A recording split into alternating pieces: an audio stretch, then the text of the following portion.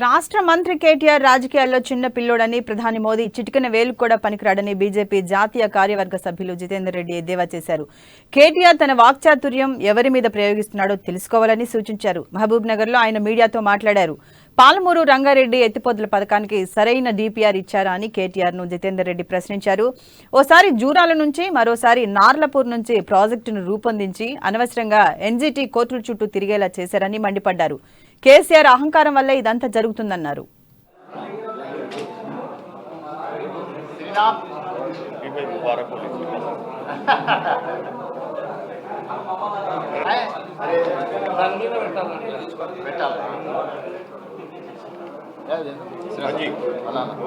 మోదీ గారి చిట్కనేలు రాజకీయ చిట్కనేలుకు పనికిరాని కేటీఆర్ గారు ఆయన మీద విమర్శలు చేస్తున్నాడంటే ప్రజలందరూ కూడా నవ్వుకుంటున్నారన్న సంగతి వాళ్ళందరికీ తెలియాల్సిన అవసరం.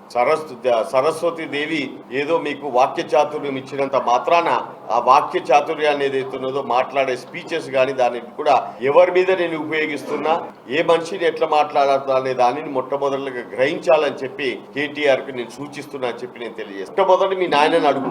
మీ నాయన ముఖ్యమంత్రిగా ఉంటూ అసలు పాలమూరు రంగారెడ్డి జిల్లాకు ఒక ప్రాపర్ గా డిపిఆర్ ఏదైతే ఉన్నదో కేంద్రానికి సబ్మిట్ చేసిండా, దానికి ఏ విధంగా నువ్వు నీళ్లు తీసుకుపోతావు అని చెప్పి ఎన్నడన్నా ఒకనాడు నువ్వు సరిగ్గా దానికి రిపోర్ట్ ఇచ్చినవా? జూరాల నుంచి అక్కడ నుంచి బ్యాక్ వాటర్స్ అనే నీళ్లు పోతామని చెప్పి ఉద్యమం ముందు వేసిన ప్లాన్స్ అన్నిటిని కూడా ఇమ్మీడియట్ గా ఒక అహంకారంతో ఇవాళ అదే ఎన్జీటీ 900 కోట్ల రూపాయలు మీ మీద ఫైన్ పెట్టిందా లేదా అని చెప్పి నేను అడుగుతున్నా. మోదీ గారి చిట్కనే